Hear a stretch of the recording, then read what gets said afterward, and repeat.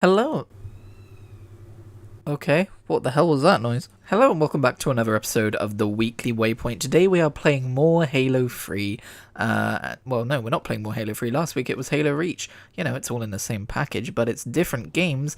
And this time, instead of some absolutely terrible gameplay, I had time to record some fun matches for you. I'm still not a god, but I think I have some decent plays. And most importantly, the second match might be the most absurd match of Halo 3 I've played in my entire life. You'll see why some funny shenanigans occur. It has not been a week of Halo, but it has been another weekly waypoint of Halo, and once again, I'm here to say that Halo is a video game that is fun to play on occasion. The only problem is that sometimes you run into matches where people clearly just play this game every evening after work or whatever, and they have that mindset of, this is a video game and I like to play a video game at night after I come home from work, so instead of playing lots of different video games, they've played this one for 15 years, and they're very good at it, and I am not very good at it, because I play lots of different games, and also I'm just a scrub. But hey, it's fine, it's not like we're going to attribute any sense of self-worth to our ability to play a multiplayer online video game, right? Anyway, this week I finally got Baldur's Gate 3 because I got paid. That's right, we're living that standard adult life where you have to wait until you can play video games because we're in a cost of living crisis and shit costs money. So this month I thought, am I going to spend my money on slightly early access to Starfield and the ability to get free access to the DLC later down the line, basically just pre-purchasing the DLC, or am I going to spend that same money on one of the most critically acclaimed games of the year, which might also be Starfield later down the line, but this one is guaranteed, and a game that I am very curious in, and a game which is going to help me to experience some of the fun quirks of D&D, which I have not yet been able to play. A game which is only £50, has no microtransactions, and is like 150 hours long. And a game that I can actually run. Like, this is something I'm already taking for granted, my ability to run a high-end PC game with my 3060, which I keep kind of forgetting I have because the only games I've really used it for are Final Fantasy VII Remake and Halo Infinite. Okay, I said, fine, I'll buy the damn CRPG. And no spoilers are going to be told. Truth be told, I'm only 6 hours in because I bought it a couple of evenings ago, and I think what I'm going to do is take this at a slow pace. Before I talk too in depth about my thoughts, or my early thoughts on Baldur's Gate 3, I want to talk more about how I've been approaching gaming since Diablo 4. Because Diablo 4 kind of burned me, and Dragonflight before it, and I'm not saying Diablo 4 is a bad game, but I am saying that with Dragonflight and with Diablo 4, I very much went in with a mindset of, this is gonna fucking rock my socks off, and this is gonna be my life for the next few weeks.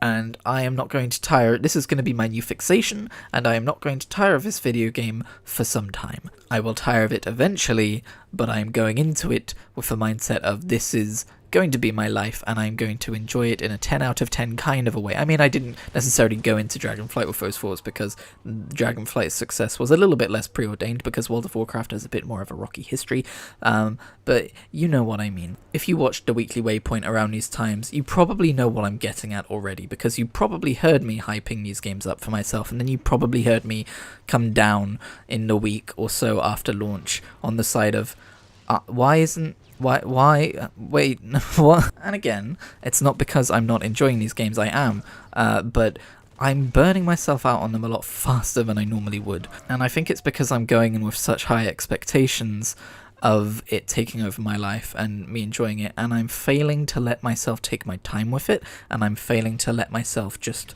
have a decent time instead of the most memorable experience of my life. As much as I would easily caution against other people doing this, it's hard to follow your own advice, and I was very much being like, these games are a part of my personality, and therefore they are going to mean a lot to me. And that's, you don't want to go into a game going, this is going to mean a lot to me. You want to go into a game going, what has this game got to show me? And I justified the Diablo 4 Ultimate Edition. No, it wasn't the Ultimate Edition, it was the Digital Deluxe Edition. I justified it by being like, it's giving me early access, but it's also giving me access to Season 1 and the Battle Pass, and I know I'm going to want to do that. And, spoiler alert fam, I would rather pick up dog poop than play Diablo 4 Season 1 right now. Like, someone's gonna hand me a bag and be like, my dog just took a shit in the garden. Do you want to go clean it up for me for free? I'm gonna be like, no, that's really weird. And I'm gonna be like, okay, well, your only other choice is to play Diablo 4 Season 1. I'm gonna be like, give me the damn dog bag. It's not because it's a bad game. I think it's a very good game. I think it's a very good game that I needed to not even just play the story of and then put down and walk away from, but play a bit of a story of and then walk down, walk down, and then put it down and walk away from it. Doesn't matter what kind of praise it's getting. Doesn't matter how many people on how many podcasts I listen to who are saying, I've sunk 80 hours into this game this week. My brain doesn't work like that, and I should not be forcing it to. And if I treated these games more casually, maybe I would still be playing them instead of tasting sick in the back of my mouth when I thought about booting them up. Or maybe I would feel the same way about them that I do now, but without the identity crisis that comes with me not enjoying them as much as I thought I would. So tying it back into Baldur's Gate 3, I bought this game 3 days ago, and I've put 6 hours into it.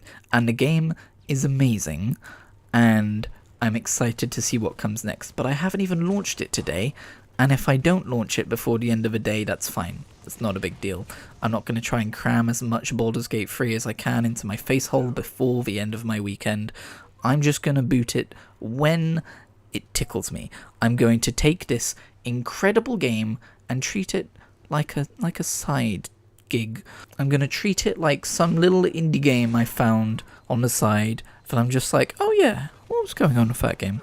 I'm going to carry on my adventures in that game. I'm going to treat this 10 out of 10 game like it is a 7 out of 10. And you may be thinking, but Christian, don't you feel the tug? Don't you feel the pull? Don't you feel like every waking thought is being consumed by Baldur's Gate 3 when you are away from it and you have to get back to it now? No. And I don't know whether that's just CRPGs are an 8 out of 10 for me when they're a 10 out of 10 for other people, or if it's I'm getting older and my brain is changing. But you know what it probably is? It's probably quite healthy. I spend so much time these days trying to figure out what's wrong with me physically and mentally. Why does my stomach hurt after I drink Lucozade now? I don't know. Why do I get trapped within a bubble of dread just thinking about a basic social interaction that someone else didn't think about for another 5 minutes after it ended? I don't know. But I'm not going to catastrophize over my ability to enjoy a video game. For once in my life, I'm not going to say, this behavior is unusual to me, therefore it must be quite unhealthy. I'm going to say, this behavior is unusual to me. I must be changing as a person. That's fine. Played an hour of Baldur's Gate 3 yesterday. Really enjoyed my time in it. But I thought, you know what I would rather be doing right now? Is turning my brain off and clicking puddles to level fish fension in RuneScape. To most people that might sound obscene, but to me, I just had a wonderful evening doing just that. Anyway, Baldur's Gate 3. I promise I'll talk about the actual video game now. I'm 6 hours into it, and I'm having a wonderful time. I've never played Divinity Original Sin 2, but I have played Divinity Original Sin 1, and this very much feels like that game. In a way where I'm like, oh, that's nice, this is familiar. And while I've never played D&D, because I know there's a lot of people who have played a lot of D&D and are going, oh no, what if people aren't going to enjoy Baldur's Gate 3 because they don't understand D&D rules? Fam, don't worry. We can read. And I have listened to a few episodes of a D&D podcast. It's called There Will Be Dungeons. It's on the Frog Pants Network, and it's pretty fun. So I do have a general idea about dice rolls and saving throws and stat attributions and stuff like that. You know, I'm a novice, but I've got the basics down. I know how the rook moves. I know how the knight moves. I do not call it a horsey. That's an analogy, by the way. We use those sometimes. I'm not getting confused and senile at the age of 28. I know I'm not playing chess. Although, I do like, well, it's a CRPG, but I do like kind of like turn-based combat games because they're more chess-like in that way compared to normal video games. Normal video games compared to, you know, most people just play games like Halo, but you've got to be really intelligent to understand games like Baldur's Gate 3, okay? I'm going to try and romance the sexy elf man. And probably Karlach when I meet her. I have not met her yet. I am on the road to go and meet her. but I've heard that you can kind of romance multiple people in that game, and I think my stance in romances in video games these days is just, if you're going to let me be polyamorous, I mean, I'm going to go for it. I'm not poly in real life, or maybe I am and I just haven't learned that about myself yet, but in video games, why the hell not? More to see, more to do. Not like that. I mean, like that, but not in such a crass language. I don't know much about Karlach yet. I might meet her and go, oh, I hate her. I doubt it, though. Astarion, sorry, that's the sexy elf man's name. I forgot his name, that's very... And he is a bit much. I've heard some people say that he's a bit much, but I like that he's a bit much. Today, I believe we say they're extra. Also, I've never actually pursued a gay relationship in a video game, because, I mean, the bisexuality thing kind of snuck up on me 3 years ago. And I just don't play too many games with romance in them, and the ones I have, I just haven't dipped my toe down that avenue yet.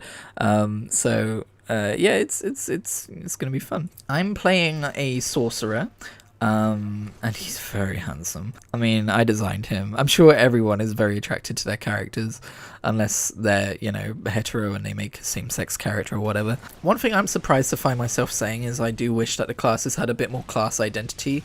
Most of the classes feel like they share a lot of base abilities, but I think that's because I'm still quite low level, and I'm sure as I continue to level up that will change. I also didn't quite grasp combat properly to begin with, like I'm not being like, I don't know how D&D works, what's this dice rolling stuff, I don't get it. No, I got that, but I didn't realise how the stealth mechanics worked, that level of not getting it. For instance, when going for a sneak shot with Astarion, I would assume that clicking sneak shot would initiate sneak, and then you would be sneaky as you did your sneak shot, but no, you had to hide first, and if you succeeded in hiding, then you could do a sneak shot. I know it's based on D&D, but I don't love the spell slot system. It feels a little bit restricting. It feels like I'm long resting a bit too much just to get them back, but again, this might change as I level up. But yeah, one thing I'm going to praise this game to the moon for is, as someone who has not had the opportunity to play a D&D campaign yet, it's a wonderful introduction to the Forgotten Realms. Is Faerun like a world within the Forgotten Realms, and the Forgotten Realms is the name of that universe? I don't really know. All I know is I'm not very well affiliated with tieflings and whatever the gif are called, gif Yankees, and that world's take on elves and like drow and stuff, and it's a really fun introduction. It kind of throws you in the deep end, but I like that it does, because they're like, hey look, here's Baldur's Gate, which is what you're expecting, but then like, we have hell, by the way, and we have these snow worlds, and we have dragons fighting like Cthulhu tentacle monsters, and it's just showcasing, like, you know, it feels like the MCU of fantasy universes, and it feels underutilized in that way. Anyway, those are my opening impressions on Baldur's Gate 3. Now to talk about stuff I can't afford because there's a cost of living crisis. Did I mention that? So, Marble It Up. You might remember me talking about this 100 or 200 weekly waypoints ago. I don't know how time works in terms of episode numbers. It is the spiritual successor to an Xbox 360 game called Marble Blast, which I never played, but I did play a version of Marble Blast which was made specifically for a web browser game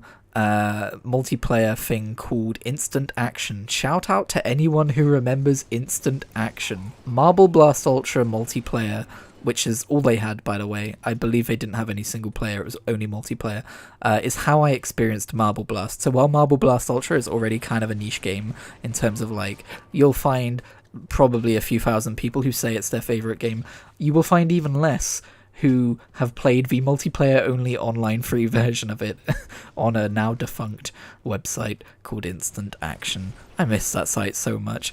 By the way, did you fucking see that? That was amazing, the Warthog just flying in from stage left and trampling that guy. I love Halo. You can have a replay of that one at the end with my actual live reaction. But anyway, Marble It Up was the spiritual successor, and Marble It Up Ultra is a extra bonus version of that game, which has now come to Xbox. And what's dumb is I do own Marble It Up on Switch, and I believe Marble It Up Ultra is like a free upgrade for people who already own a game, but I really want it on Xbox because of Xbox achievements, and it's just a platform where I like to play these kinds of games. But it's not much, it's like 25 quid, but I can't really afford to just throw down 25 quid after I've already spent 50 quid on Baldur's Gate 3. Capitalism is cringe. Anyway, I'm not just mentioning it to moan, I'm mentioning it to be like, hey look, there's this really cool indie game that you should go and have a look at if you're into those kinds of games. I should probably go finish Super Monkey Ball Deluxe Banana Mania, or whichever one it's called. By the way, I think this guy thought I was trying to team kill him with that plasma grenade earlier. Anyway, yeah, that's a marble game I wanna play one day. But if I can spend money on that, I can spend money on getting early access to Starfield, and that kind of takes precedence, so we'll see how the month goes, I guess. Welcome to the Weekly Waypoint, where I talk about finances, apparently. Also, before I go, I want to shout out my group project channel called dimensionjam. If you have not checked it out, youtube.com/@dimensionjam, where we have just put out a Divinity Original Sin video, which is actually an old video from this channel, but we've re-released it over there because it very much had that Dimension Jam energy, and I think it's a really fun video, and it still holds up. It's only like a year old if you never caught it originally, so go give that a watch. And we're planning on recording some new Divinity Original Sin gameplay soon. Oh, I also designed a new logo for myself, which is literally just the neon letter K in front of a sunset, but you know, it's minimal, it's fine, it functions. Anyway, see you next week.